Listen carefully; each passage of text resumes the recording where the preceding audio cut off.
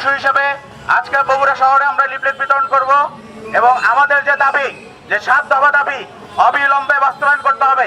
আমরা বর্তমান সরকারকে বলতে চাই, এই যে বিপ্লব, যে বিপ্লবের মাধ্যমে আপনারা ক্ষমতা আসছেন, এর লিগাল ডকুমেন্ট দরকার।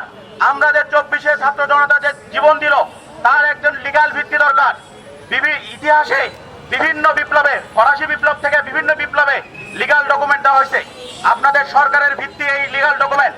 ফলে অবিলম্বে সব দলের সাথে নিয়ে আপনারা প্রোক্লামেশন অফ জুলাই রিপাবলিক অবিলম্বে ঘোষণা করবেন এবং এই ঘোষণা যেন দ্রুত করেন। এই জন্য আমরা সারা দেশে জনমত তৈরি করতে যাচ্ছি এবং আপনাদের সহযোগিতা চাই। আমরা যারা বিপ্লবের পক্ষে শক্তি, যারা 5ই আগস্টের বিপ্লবে আওয়ামী ফ্যাসিবাদ খুনি দালালদের তাড়িয়েছি, আমরা কখনোই আর বাংলাদেশের ফ্যাসিবাদকে পুনঃস্থাপন করতে চাই না। এবং আমরা বলতে চাই, পুরাতন রাজনৈতিক বন্দোবস্ত ভেঙে দিতে হবে, নতুন রাজনৈতিক বন্দোবস্ত চলবে।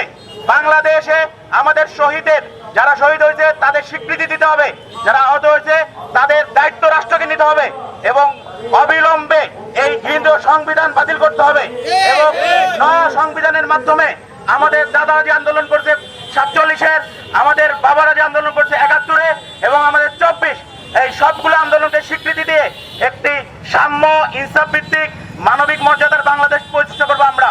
এবং এই বাংলাদেশে কখনোই